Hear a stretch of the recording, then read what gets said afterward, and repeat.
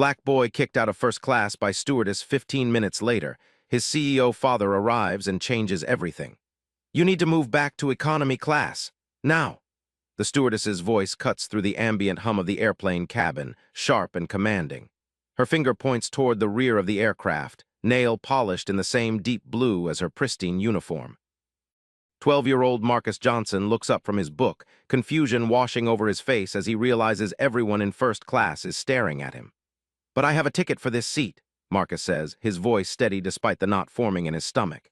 He reaches for the ticket in his backpack, but the stewardess, her name tag reads Patricia, shakes her head dismissively. There must be some mistake, Patricia says, not bothering to lower her voice. This section is reserved for paying customers. The implication hangs in the air, heavy and unmistakable. An older white couple across the aisle exchange glances. A businessman pretends to be absorbed in his laptop. Marcus feels his cheeks burn as he fumbles with his backpack. My dad booked this seat. I can show you. I don't have time for this, Patricia interrupts, glancing at her watch. We're preparing for takeoff. You need to move now or I'll have to call security. The ultimatum echoes through the cabin. Marcus, wearing his favorite NASA t-shirt and basketball shorts, slowly rises from his seat, clutching his backpack to his chest.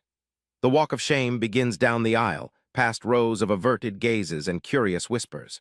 What Patricia doesn't know is that 15 minutes from now, David Johnson, founder and CEO of Horizon Technologies, and one of the most influential black executives in America, will board this very plane, late from an emergency meeting.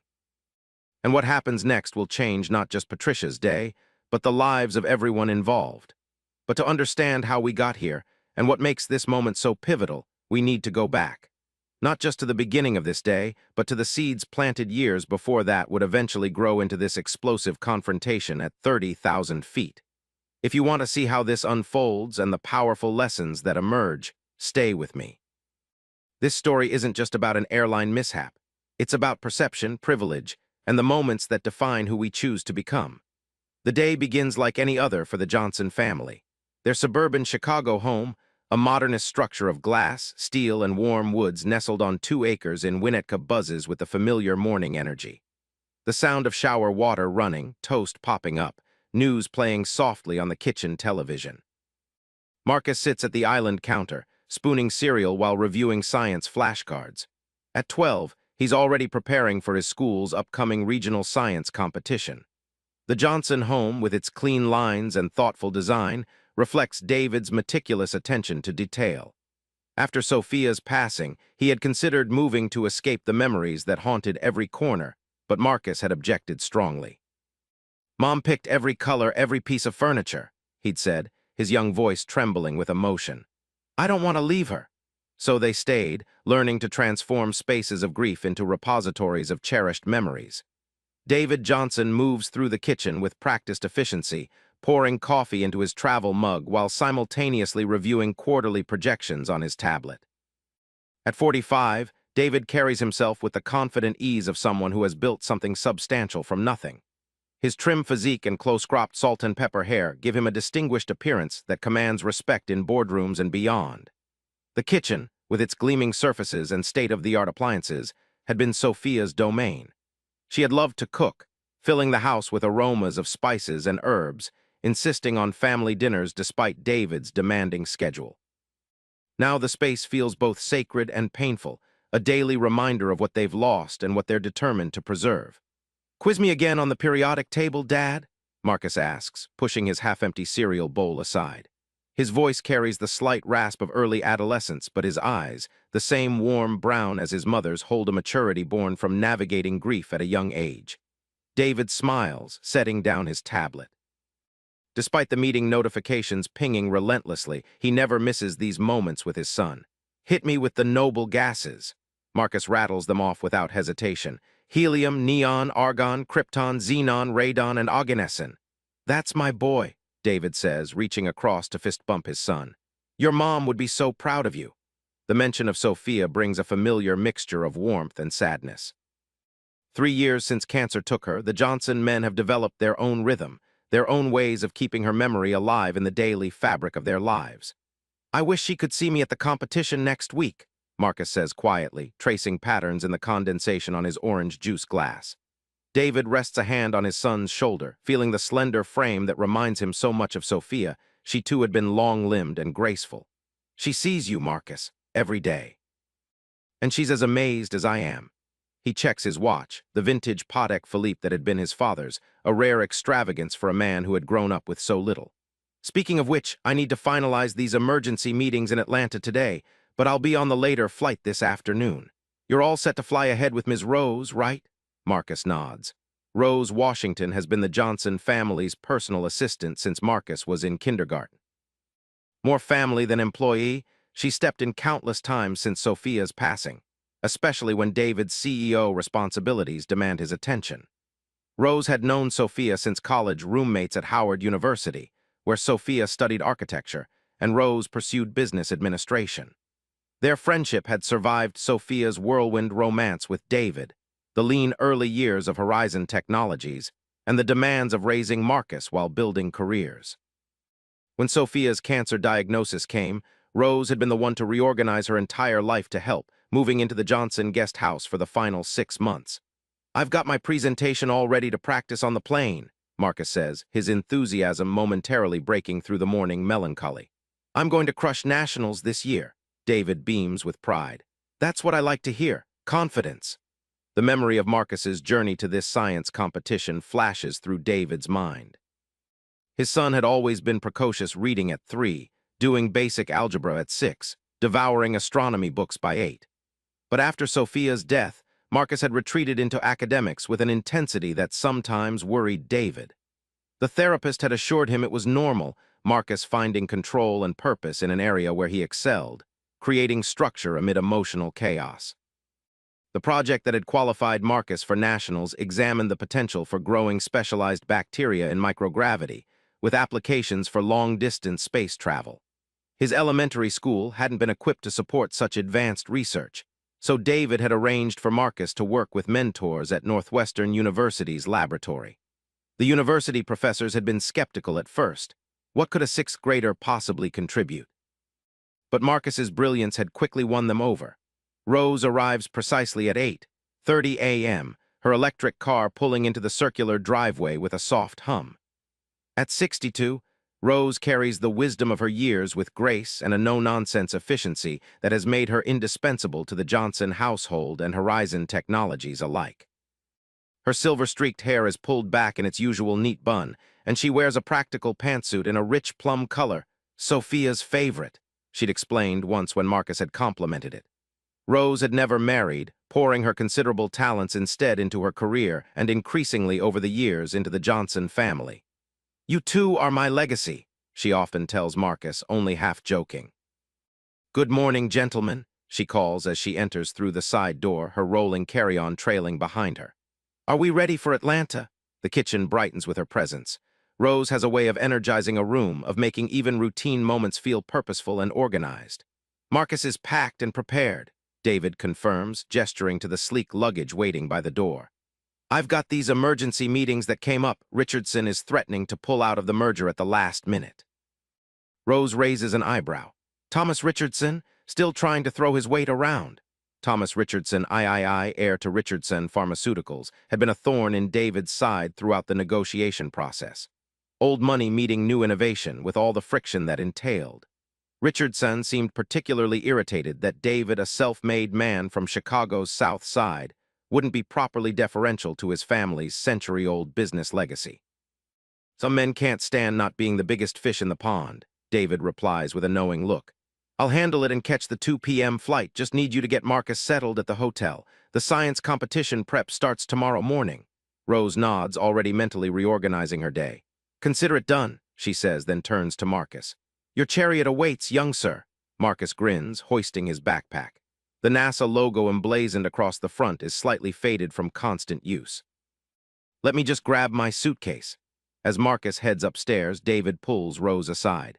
"I upgraded both your seats to first class. It's a special treat for him before the competition, his first time in first class. Sophia always wanted him to have that experience." Rose smiles warmly, remembering how Sophia had treasured small luxuries, not out of materialism, but for the experiences they represented. "That boy deserves every opportunity. Don't worry about a thing." What none of them realize is that a series of small decisions and coincidences are about to converge, setting in motion events that will test their character and change their lives forever. The drive to O'Hare International Airport is filled with Marcus's enthusiastic chatter about his project, quantum physics theories he's been reading about, and questions about Atlanta.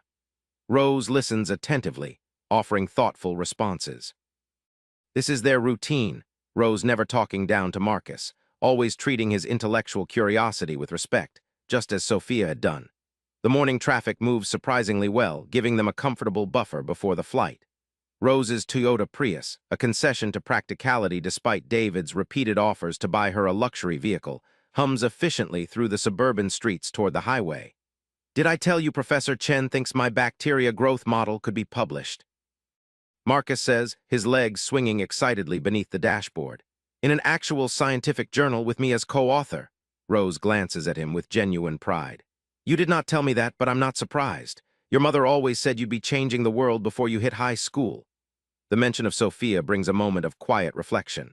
These moments happen less frequently now, the sharp pain of loss gradually transforming into a gentler ache of remembrance. Used to call me her little Einstein, Marcus says softly, even when I told her Einstein wasn't actually my favorite scientist. Rose chuckles. And who was your favorite again, that Croatian fellow with the pigeons? Tesla, Marcus corrects with mock indignation. Nikola Tesla, and the pigeons were just a small part of his story. Their easy banter continues as they navigate the increasing traffic approaching the airport. Rose drops Marcus at the departure terminal with careful instructions. I'll park the car and meet you at security. You have your boarding pass on your phone? Marcus holds up his smartphone in its NASA protective case. Got it. And Dad sent the upgrade confirmation too. Perfect. I'll be right behind you. As Rose pulls away toward the parking structure, Marcus joins the stream of travelers entering the terminal. The airport hums with activity families corralling excited children, business travelers moving with practiced efficiency, airline staff directing the human traffic with varying degrees of patience. Marcus navigates toward security, excitement building about his first-class flight. His father travels frequently for business, often internationally, but Marcus has only flown a handful of times, always in economy. This upgrade feels significant, a recognition of his growing maturity, a step into the world his father inhabits. He's checking his phone, scrolling through the confirmation details when he collides with someone. Watch where you're going, kid, snaps a man in an expensive suit, coffee now spattered across his sleeve. I'm so sorry, Marcus begins, but the man has already stormed off, muttering about parents who don't control their children. The encounter leaves Marcus momentarily shaken. He's accustomed to being treated as exceptional, the gifted student, the son of a successful CEO, and these moments of dismissal based solely on his youth or appearance always catch him off guard. Shaken but determined to stay positive, Marcus continues toward security. That's when he notices the message from Rose. Slight delay. Car won't start. Called service. Go ahead through security. I'll text when I'm through. Marcus takes a deep breath. He can do this. He's flown before, just never without an adult. He joins the security line, carefully following all procedures, placing his backpack and shoes on the conveyor belt, walking through the scanner with the confidence his father has always encouraged. On the other side, he reassembles his belongings and checks the departure board. Gate B17. 45 minutes until boarding. He can handle this. Meanwhile, Rose faces a more serious situation than she initially thought. The car service technician frowns as he examines her vehicle. Battery's completely dead, ma'am. Need to replace it. Might take an hour, maybe more with paperwork. Rose checks the time, calculating rapidly. I can't wait that long. My flight, there's a shuttle to the terminal every 15 minutes, the technician offers. Rose makes a quick decision. I'll need to rebook. Can you give me a ride to the terminal? As the technician drives her toward the main building, Rose texts Marcus with updates and calls David to explain the situation. Don't worry about a thing, David assures her. Marcus is perfectly capable of boarding alone and you can catch the next flight. I'll make sure the airline knows he's traveling by himself. Rose isn't entirely convinced. He's never flown alone before, David, and you know how people can be. He'll be fine, David says confidently. Marcus has always been independent. Besides, it's a direct flight, and we'll both be in Atlanta by this evening. Back at the gate, Marcus finds a seat and pulls out his science materials to review. The terminal bustles around him, a family with young twins trying to contain their energy, an elderly couple sharing a crossword puzzle, business travelers typing furiously on laptops. Marcus loses himself in formulas and theories, jotting notes in the margins of his presentation. Time passes quickly as his focus narrows to the familiar comfort of scientific concepts. The first boarding announcement startles him from his concentration. "Where's Rose?" he wonders, checking his phone. A new message appears. "Major car issues. Might miss this flight. Go ahead and board. Your father has been notified. I'll either make this flight or catch the next one. You'll be fine." Marcus swallows hard. This wasn't the plan. He texts back. "Are you sure?" Rose's response comes quickly. "Absolutely." "You're a Johnson. Handle your business, and I'll see you in Atlanta, either on this plane or the next one." The confidence in her message bolsters Marcus. He gathers his things as his boarding group is called, joining the line of passengers filtering onto the plane. His ticket scans without issue, and he follows the flow of travelers down the jetway. The sounds and sensations of boarding surround him, the change in air pressure as he steps from the terminal into the narrow passageway, the industrial carpet underfoot, the shift to cooler air as he approaches the aircraft door. These transitions usually happen with Rose or his father beside him, pointing out details or sharing anecdotes about travel. The absence of their familiar presence makes Marcus hyper-aware of his surroundings. On board, a flight attendant different from Patricia Younger, with a friendly smile, checks his boarding pass. "First class is right this way, sir," she says, gesturing toward the front of the plane. Marcus follows her direction, finding seat 3A by the window. The leather seat feels luxurious, spacious in a way economy never is. He stows his backpack beneath the seat in front of him and settles in, unable to suppress a smile. His first time in first class, just as his mom had wanted for him. A middle-aged couple takes the seats across the aisle, giving him curious glances. The woman with carefully styled blonde hair and delicate pearl earrings whispers something to her husband, who responds with a slight shrug. A businessman in a tailored suit occupies the seat beside Marcus, immediately donning noise-canceling headphones and opening his laptop. Marcus sends a quick text to his father. "On the plane, Rose having car trouble but says she'll make it or catch next flight. First class is awesome." David responds immediately. "Proud of you handling this. Enjoy the experience. Rose just called me too. I'll see you in Atlanta tonight." For 10 minutes, everything is perfect.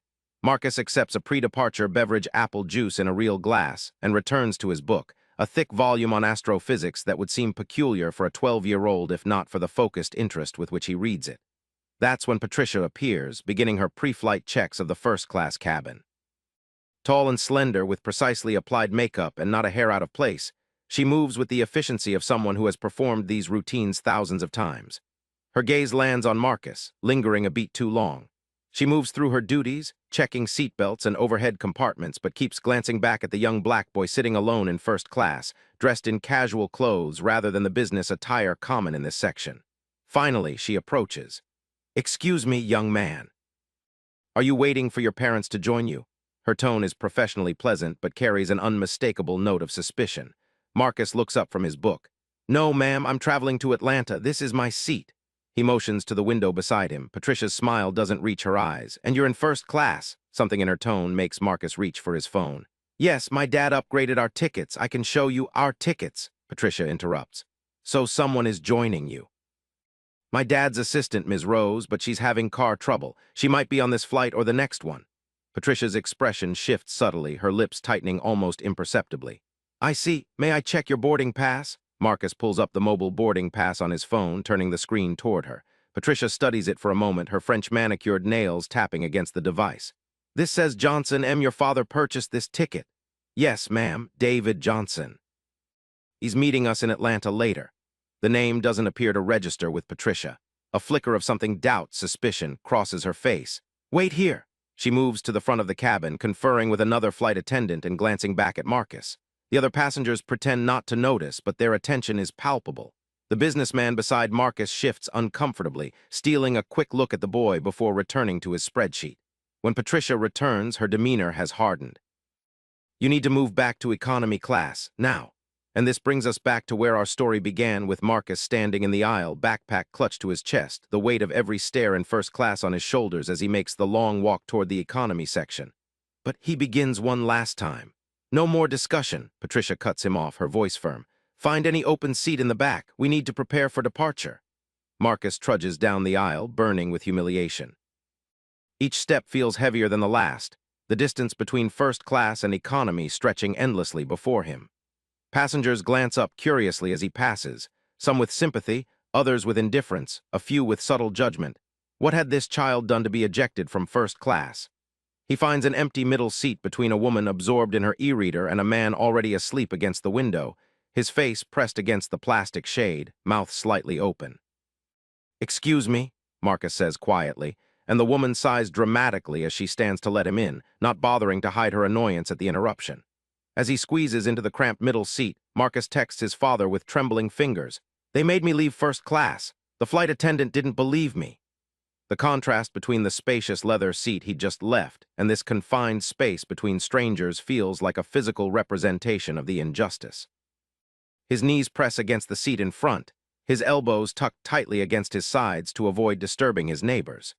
David reads the message in the middle of his emergency meeting with the Richardson team. His jaw tightens, but years of business negotiations have taught him to control his visible reactions. Across the conference table, Thomas Richardson III drones on about market valuation concerns, oblivious to the personal crisis unfolding on David's phone. "Excuse me for one moment, gentlemen," David says, his tone revealing nothing of his internal fury. He rises and steps out into the hallway, calling the airline's customer service line immediately. After 5 minutes of automated menus and being placed on hold, David makes a decision. "Reschedule the rest of today's meetings," he tells his executive assistant, who has followed him into the hallway with a concerned expression. "I'm taking the next flight to Atlanta." "But sir, the Richardson negotiations will have to wait," David finishes firmly. "Family comes first, always." It's a principle David has lived by ever since losing Sophia, one that occasionally frustrates his executive team but has earned him deep loyalty from his employees, many of whom have families of their own. Horizon Technologies consistently ranks among the best places to work in America, largely due to David's insistence on humane policies and work-life balance. Back on the plane, Marcus sits in silent misery. The flight attendants perform the safety demonstration and the aircraft begins its taxi toward the runway. He stares out the sliver of window he can see past the sleeping passenger, fighting back tears of anger and embarrassment. His phone buzzes with a message from his father. "I'm so sorry this happened. Don't worry, I'm coming on the next flight. Just try to read your book and stay calm. Love you, son." Marcus draws a shaky breath, trying to channel his father's perpetual composure. He pulls out his science book, attempting to lose himself in the familiar comfort of facts and formulas, but the equations blur before his eyes. The woman beside him notices his distress. "First time flying alone?" she asks, her tone softening. Marcus shakes his head. "No, ma'am, just had a problem." "Anything I can help with?" He considers telling her what happened, but decides against it. His father has always taught him to choose his battles wisely, to conserve emotional energy for things that matter. "No, thank you, I'm okay." The woman studies him for a moment, sensing there's more to the story, but respects his privacy and returns to her e-reader. Meanwhile, at the departure gate, Rose finally arrives, breathless and anxious. "The flight to Atlanta, has it left yet?" she asks the gate agent. "Just pushed back from the gate," the agent replies. "I'm sorry you missed it." Rose closes her eyes briefly, composing herself. "I need to book the next available flight, please, and I need to leave a message for a passenger on that plane, a 12-year-old boy traveling alone." "We can't deliver messages once the plane has left the gate," the agent explains, "but I can help you with rebooking." As Rose handles her flight change, David is doing the same at his end, securing a seat on the same flight Rose has just booked, the 11:30 a.m. departure, landing in Atlanta at 2:45 p.m. Thomas Richardson III is not taking the schedule change well. "This is highly irregular, Johnson," he says, his Boston Brahmin accent becoming more pronounced in his irritation. "We've all rearranged our calendars for this meeting." David meets his gaze directly.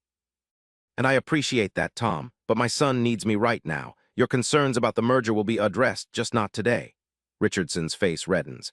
"This is exactly the kind of unprofessional behavior that makes me question this entire arrangement. In your father's day, David interrupts calmly. Certain voices weren't invited to the table at all. Times change. We'll reconvene when I return from Atlanta." He leaves Richardson sputtering indignantly, a response David has become accustomed to over the years. As a black man who has risen to prominence in an industry still dominated by old money and older prejudices, David has developed a thick skin and an impeccable sense of when to stand firm. Back on the original flight, now reaching cruising altitude, Patricia begins the beverage service in first class. As she serves the businessman who had been seated next to Marcus, he removes his headphones. "Excuse me," he says, his voice carrying the slight lilt of a Midwestern upbringing. "But what happened with that young man who was sitting here earlier?" Patricia maintains her professional smile. "There was a seating mix-up. It's been resolved." "He showed you his boarding pass," the businessman persists. "I saw it. It was for this seat." "Sir, there are procedures we must follow. If a minor is traveling alone, I've flown your airline hundreds of times," the businessman interrupts. "There's no policy against unaccompanied minors in first class if they have a ticket." Patricia's smile tightens. "Sir, I assure you everything was handled according to protocol." "Was it?" The older woman across the aisle joins the conversation. "Because from where I was sitting, it looked like you made assumptions about that young man based on his appearance." Patricia's face flushes. "I'm simply doing my job. Now, would either of you care for a beverage?" The businessman declines with a curt shake of his head. The older woman and her husband exchange troubled glances but say nothing more. An uncomfortable silence settles over the first-class cabin as Patricia continues the service, her movements slightly more hurried than before. In economy, Marcus has given up on reading and sits with his eyes closed, trying to imagine himself already in Atlanta, preparing for his science competition. The flight attendant serving the economy cabin, not Patricia, but a younger man named Michael according to his name tag, pauses at his row. "What can I get you to drink?" he asks with a genuine smile. "Apple juice, please," Marcus replies quietly. When Michael returns with the juice in a plastic cup, so different from the glass he'd been given in first class, he notices Marcus's NASA shirt. "You into space stuff?" Marcus nods, a flicker of enthusiasm breaking through his gloom. "I want to be an astrophysicist someday." "No way, I studied astronomy in college before becoming a flight attendant," Michael says. "What's your favorite space fact?" "That neutron stars are so dense a teaspoon would weigh about 1 billion tons on Earth," Marcus answers promptly. Michael grins. "That's a good one. I'll be back to chat more after I finish service if you'd like." For the first time since being moved, Marcus manages a small smile. "I'd like that." The interaction leaves him feeling marginally better, but the sting of humiliation remains. He checks the time on his phone. Just over an hour until they land in Atlanta. He can make it through this. If you're wondering how this situation could have been prevented and what happens when Marcus's father discovers the full extent of what occurred, keep watching.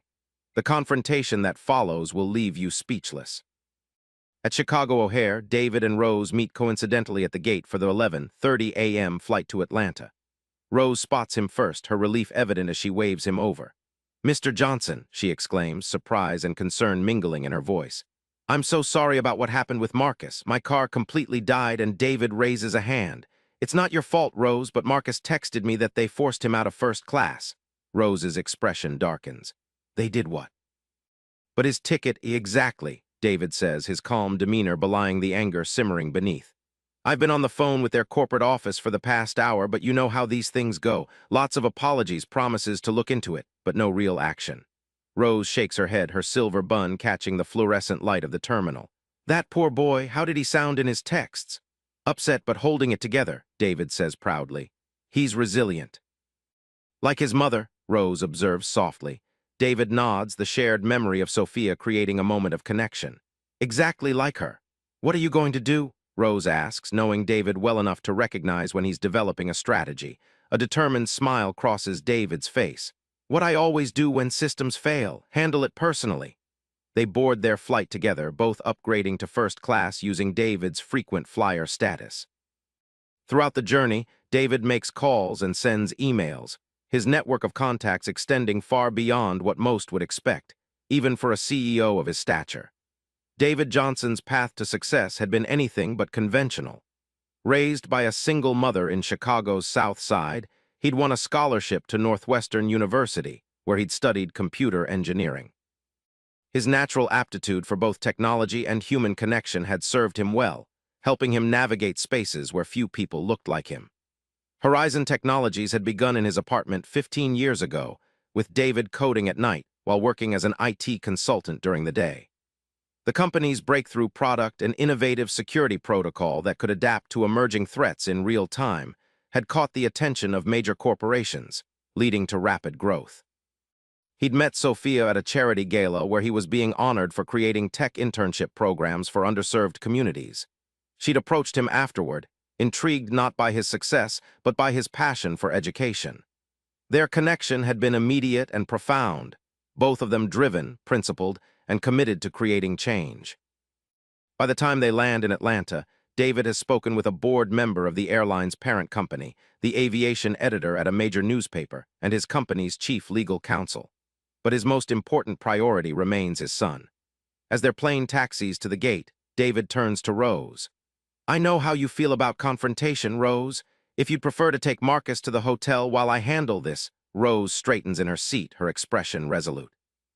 "With all due respect, Mr. Johnson, Sophia was my dearest friend and Marcus is like a grandson to me. I'll be right beside you." David nods, gratitude in his eyes. "Then let's go get our boy. Where are you watching from? Have you ever witnessed discrimination firsthand and wondered how you would respond?"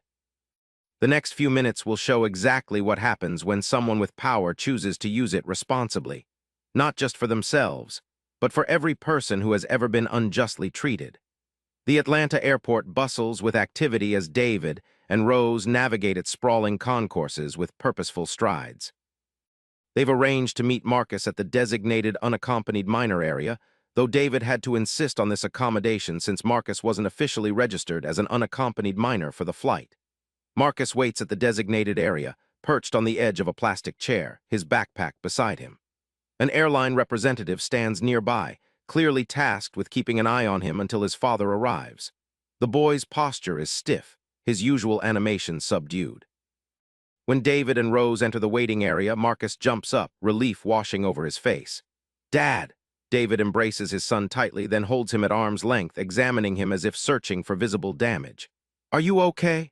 Marcus nods, but his eyes tell a different story. "I'm fine, it was just embarrassing."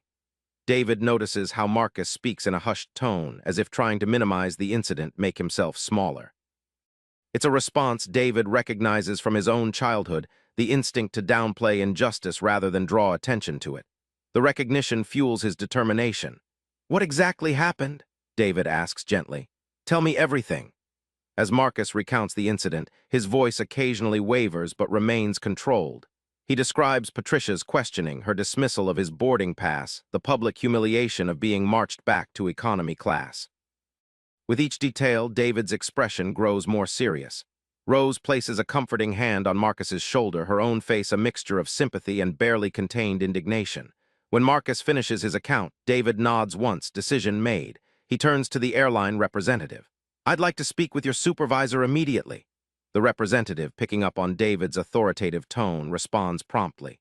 "Yes, sir, I'll call them right away." Within minutes, a harried-looking manager arrives. Middle-aged with thinning hair and the slightly rumpled appearance of someone called away from desk work, he extends his hand.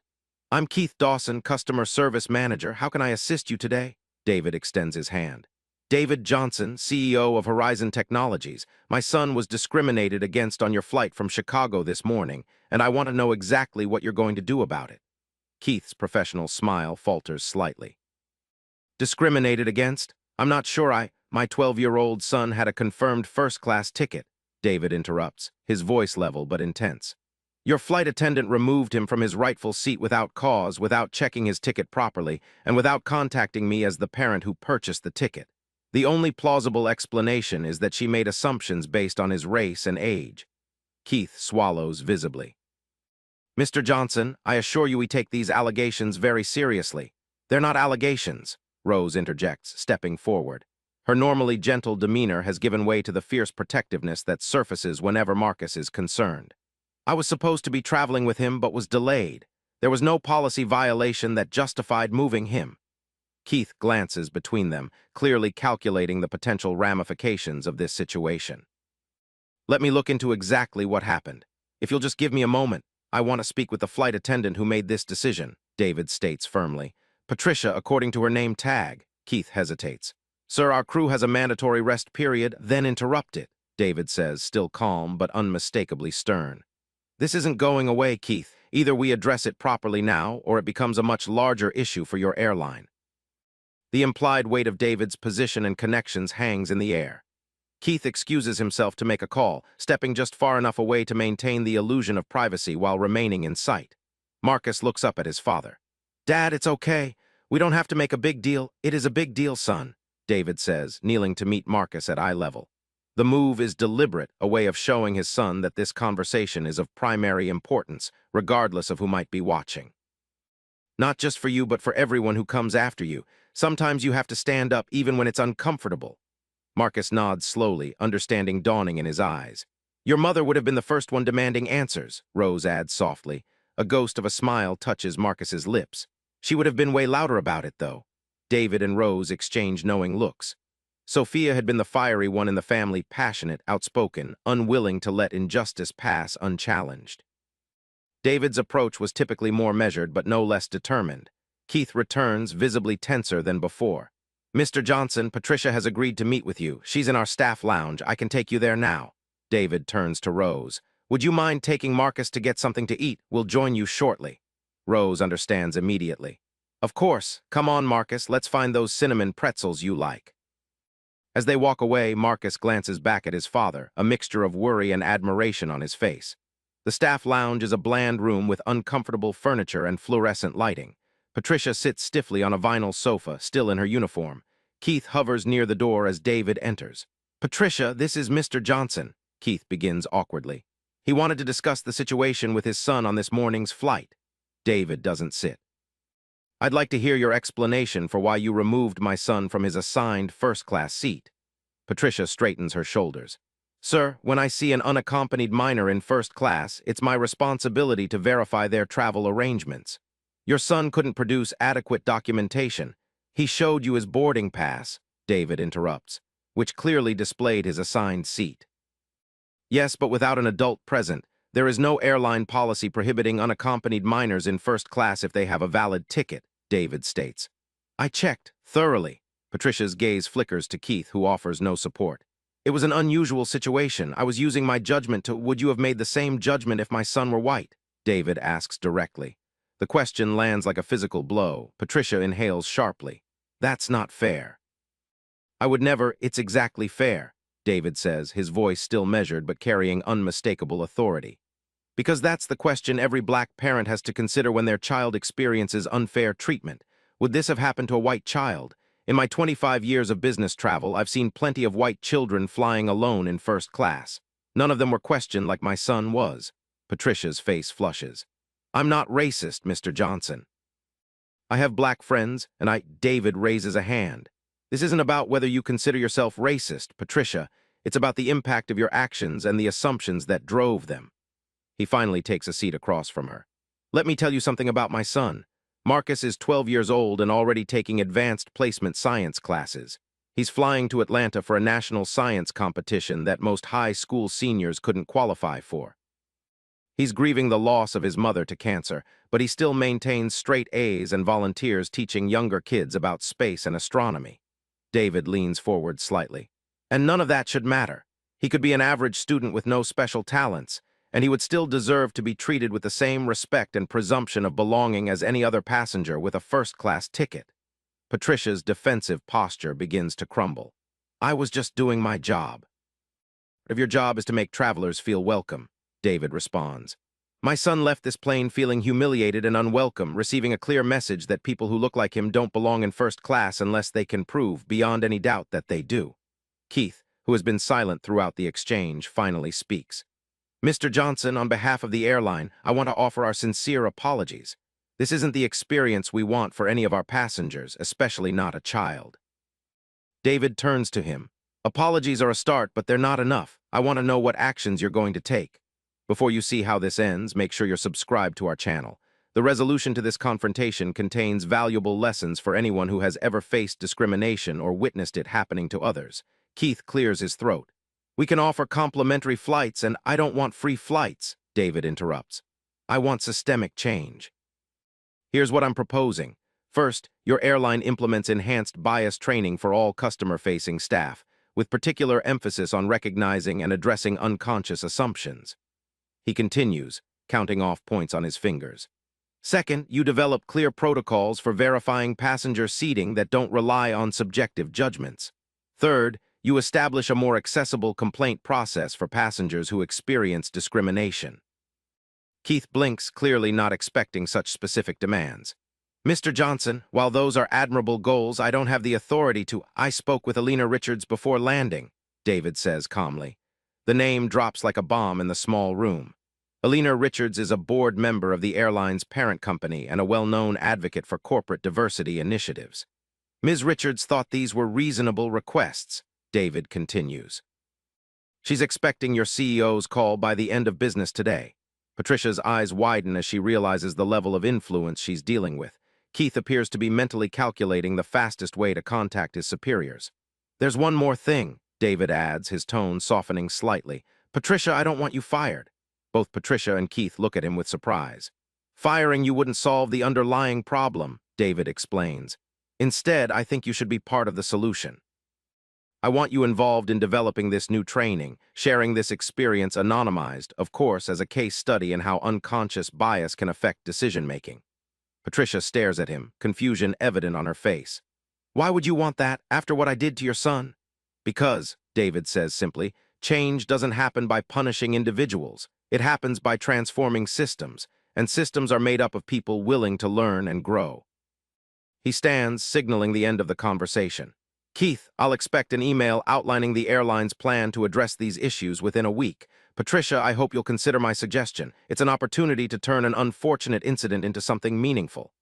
As David turns to leave, Patricia calls out, Mr. Johnson? He pauses, looking back. I am sorry, she says, genuine emotion breaking through her professional veneer. And I would like to apologize to your son directly, if that's okay. David considers this for a moment. That's not my decision to make, it's his. I'll ask Marcus if he's willing to hear your apology, and if he is, we'll arrange it. With that, he exits the room, leaving Keith and Patricia to process what just occurred. In the airport food court, Marcus and Rose sit at a small table, the promised cinnamon pretzels half-eaten between them. Marcus is more animated now, describing the friendly flight attendant in economy who had talked with him about space.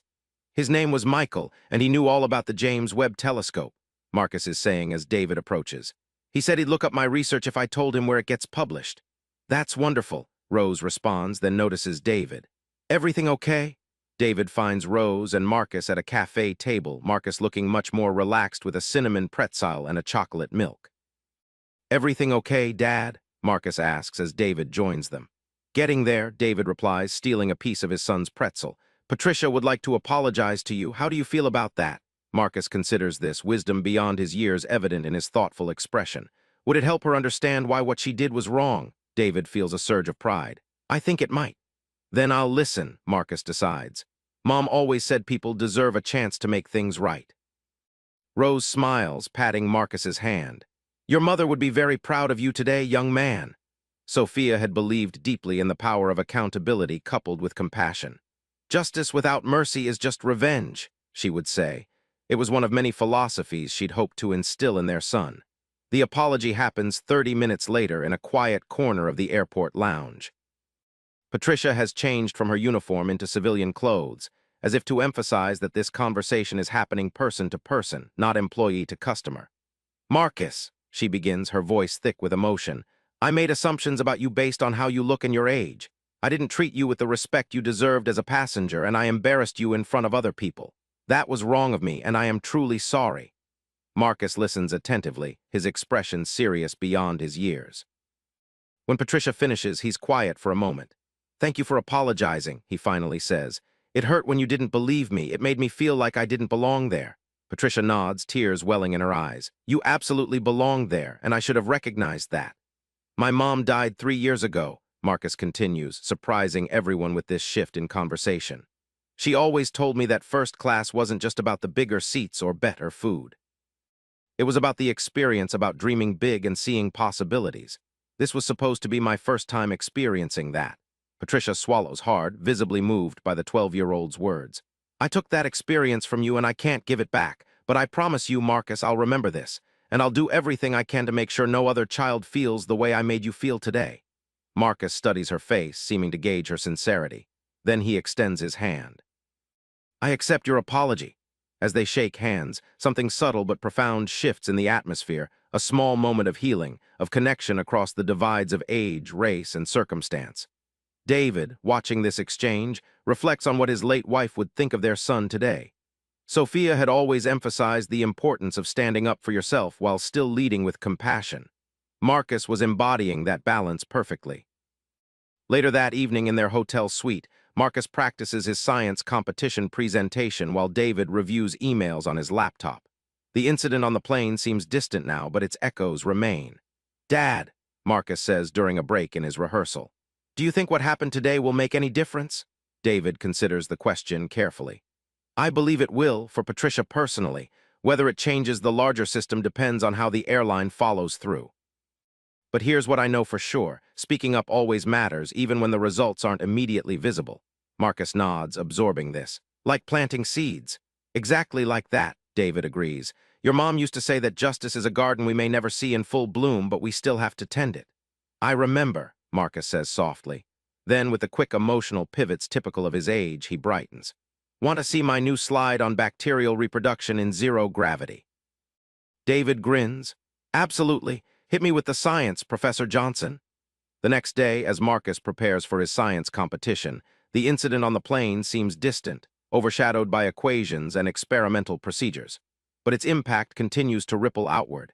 Keith emails David a comprehensive plan for addressing bias in customer service interactions, developed with input from diversity consultants and the airline's executive team. Patricia begins working with the training department, her perspective shifting as she examines her own assumptions and behavior. Marcus's presentation at the science competition is met with acclaim from the judges. His research on bacterial growth in simulated microgravity environments earns him not only first place in his category, but also special recognition from NASA representatives attending the event. As he accepts the award, David watches from the audience, chest swelling with pride and a bittersweet awareness of Sophia's absence. She should be here for this moment, witnessing their son's brilliance and poise. Later, at the celebration dinner, one of the judges, Dr. Elaine Carter from the Jet Propulsion Laboratory, joins their table. "Your research has significant implications for long-duration space missions," she tells Marcus. "Have you considered applying for our summer internship program?" Marcus's eyes widen. "But isn't that for high school students?" Dr. Carter smiles. "Typically, yes, but exceptions can be made for exceptional candidates." As they discuss the possibilities, David observes his son's animation, the confident way he engages with Dr. Carter's technical questions. In this moment, Marcus shows no traces of the uncertainty that had shadowed him on the plane. Here, in his element, he knows unequivocally that he belongs. The contrast reminds David why addressing moments of injustice matters so deeply. Every time someone like Marcus is made to question their belonging, a small piece of their potential is temporarily dimmed. Every time their right to occupy space is challenged, energy that could be directed toward creation and innovation is diverted to justification and defense. And 3 months later, when Marcus and David board another flight, this time traveling together to visit Sophia's parents, they're surprised to find a familiar face greeting passengers. "Welcome aboard, Mr. Johnson, Marcus," Michael says, the flight attendant who had shown kindness to Marcus in economy class that fateful day. "It's good to see you both again." "You remember us?" Marcus asks, surprised. Michael smiles. "Of course. It's not every day I meet a future astrophysicist who knows more about neutron stars than I do. Plus," he adds in a lower voice, "the changes your father helped implement have made things better for all of us." As they settle into their first-class seats, David notices something new. A small card in the seat back pocket, outlining passenger rights and the airline's commitment to inclusive service, with a QR code linking to a simple reporting process for any concerns. A small change, perhaps, but the beginning of something important. A reminder that single moments of courage, whether from a CEO using his influence for good, a 12-year-old facing injustice with dignity, or a flight attendant willing to acknowledge a mistake and learn from it, can create ripples that extend far beyond their original source. David glances at his son, now absorbed in a book about black holes, and thinks about legacy. Not the financial legacy he'll leave Marcus someday, but the more important inheritance, the values, the courage, the unwavering belief in human dignity that Sophia had championed and that he strives daily to uphold. In that moment, David makes a decision. The charitable foundation he'd been considering launching in Sophia's memory takes clearer shape in his mind. Not just a scholarship fund as he'd initially planned, but a more comprehensive initiative, one that addresses systemic barriers and creates pathways for bright young minds from underrepresented communities. The Johnson-Hayes Foundation for Equitable Innovation, named for Sophia's maiden name and his own, would become his next major project, another seed planted in the garden of justice they might never see in full bloom.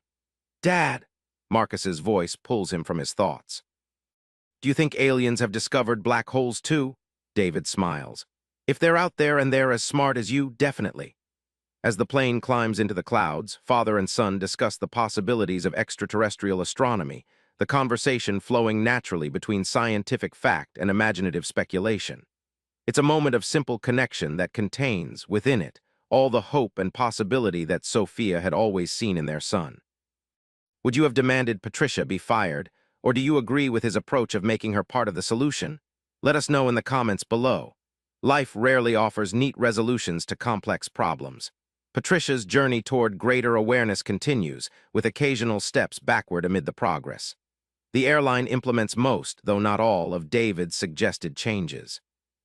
Marcus encounters other instances of prejudgment and bias as he grows, each requiring its own response, its own assessment of when to confront and when to conserve energy. But the seeds planted that day in the Atlanta airport continue to grow, in ways both visible and unseen. 6 months after the incident, David receives an email from Michael, the kindly flight attendant, who has been promoted to a position in the airline's training department. He's working alongside Patricia to redesign the company's customer service protocols, with a new emphasis on recognizing and countering unconscious bias. A year later, when the Johnson-Hayes Foundation launches its first summer innovation camp for middle school students from underserved communities, several airline executives attend the opening ceremony. Their company has become one of the foundation's corporate sponsors, part of their expanded commitment to diversity and inclusion initiatives. And when Marcus graduates from high school at 16, a full 2 years early, Patricia sends a handwritten card of congratulations. "You helped change how I see the world," she writes. "Thank you for having the grace to accept my apology that day. It made all the difference." Marcus keeps the card, tucking it into the box of memorabilia that contains his mother's letters, science competition medals, and other treasures from his young life. It's a reminder that sometimes, the most important victories aren't the ones that feel triumphant in the moment, but the ones that quietly transform understanding over time. By his 18th birthday, Marcus has completed his undergraduate studies in astrophysics and is beginning graduate work at MIT. The boy who was once removed from first class for not belonging, there now moves with ease through prestigious academic spaces, his brilliance recognized and his presence welcomed. David, watching his son's ascent, feels both immense pride and a persistent awareness of how many equally brilliant young people never get the chance to fulfill their potential due to barriers both visible and invisible. This awareness fuels his continuing work with the foundation, which has grown to become a significant force for educational equity in STEM fields. Rose, now in her late 60s but showing no signs of slowing down, continues to manage both the Johnson household and the foundation's day-to-day operations. "I'm living my purpose," she tells David when he suggests she might want to consider retirement. "Sophia would have wanted me right here, doing exactly this." On the 5th anniversary of the airline incident, David, Marcus, and Rose gather for dinner at the family home. Now 17, Marcus has grown tall and lanky with his mother's artistic hands and his father's thoughtful demeanor. "I was thinking about that flight today," Marcus says as they share a meal in the kitchen where so many family memories reside. "About how different things might have been if you hadn't spoken up, Dad." David considers this. "Different for the airline, certainly, but you would still be you brilliant, compassionate, destined for greatness." Marcus shakes his head. "I'm not so sure. That day taught me something important about standing up for myself, about knowing my worth even when others question it. I've carried that lesson with me." Rose reaches across the table to squeeze Marcus's hand. "Your mother would be so proud of the young man you've become. Both of you," she adds, including David in her gaze. Later that evening, after Rose has gone home and Marcus has retreated to his room to work on his latest research paper, David sits in the quiet of the living room. On the mantel, Sophia's photograph seems to catch the soft lamplight, her smile as radiant as ever. "We're doing okay, Soph," he says softly to the empty room. "He's everything we hoped he would be, and more." In the silence that follows, David reflects on the journey they've traveled since that day on the plane. The incident itself now seems almost small compared to the changes it set in motion. The foundation, the airline's reformed policies, Marcus's growing confidence in navigating a world that doesn't always make space for young black brilliance. This story isn't just about one incident on one flight. It's about the choices we make when confronted with injustice, whether to remain silent or speak up, whether to seek punishment or transformation, whether to let bitterness take root or to choose the harder path of turning painful experiences into opportunities for growth and change. As Marcus would later write in his college application essay 6 years after that flight, "My father taught me that true power isn't about making others feel small to elevate yourself. It's about lifting others up so that everyone can see further, beyond the limitations of prejudice and assumption, toward a horizon where each person is recognized first and foremost for their humanity." And that lesson, more than any first-class seat or privileged experience, was the greatest inheritance a father could give his son. The years continue to pass, each bringing new challenges and triumphs for the Johnson family. Marcus completes his Ph.D. in astrophysics by 22, becoming one of the youngest researchers at NASA's Advanced Propulsion Division. His work on sustainable life support systems for long-duration space missions builds directly on the research he began as that precocious 12-year-old preparing for a science competition. David expands Horizon Technologies into new markets while gradually stepping back from day-to-day operations, focusing more of his energy on the foundation. Under his guidance, it has grown to offer comprehensive support programs from middle school through postgraduate education, creating pathways for hundreds of students who might otherwise never have had the opportunity to pursue careers in science and technology. Rose, finally conceding to the limitations of age, shifts to a part-time advisory role with the foundation, but remains a constant presence in the Johnson household. Family doesn't retire, she insists when David suggests she might want to fully embrace her golden years. On a crisp autumn day, as Marcus prepares to leave for a 6-month research position at the International Space Station, the culmination of years of work and a historic achievement for someone so young, the three of them stand together at the launch site viewing area. "I wish Mom could see this," Marcus says, voicing the thought that lives perpetually in all their hearts. "She does," Rose says with quiet certainty. "Some way, somehow, she does." David nods, his eyes on the massive rocket that will carry his son beyond Earth's atmosphere. "You're carrying her with you, Marcus. Her courage, her compassion, her brilliance, it's all part of who you are." As they embrace before Marcus departs for final preparations, David whispers in his son's ear, "Remember what I always told you. The stars belong to everyone who dares to reach for them." Hours later, as the rocket lifts off in a spectacular column of fire and light, David thinks about that day on the plane so many years ago. How a moment of injustice became a catalyst for growth and change. How standing up for what's right, even when it's uncomfortable, even when it would be easier to let it go, can set in motion ripples that extend far beyond what we can see. Marcus Johnson, once removed from first class because someone decided he didn't belong there, now soars beyond Earth's boundaries, proving once again that assumptions about who belongs where have no place in a just and equitable world. And somewhere, David believes, Sophia is watching, her radiant smile illuminating the heavens as their son reaches for the stars that have always called to him. This is the power of standing up, of speaking out, of transforming moments of pain into opportunities for growth and change. This is the legacy we create when we refuse to accept injustice as inevitable. This is the world we build when we insist on seeing each person's full humanity, their boundless potential, their inherent right to belong. What began as a confrontation at 30,000 feet has become something far greater, a continuing journey toward justice, understanding, and the recognition that every person deserves to occupy the space that is rightfully theirs, whether it's a seat in first class or a place among the stars.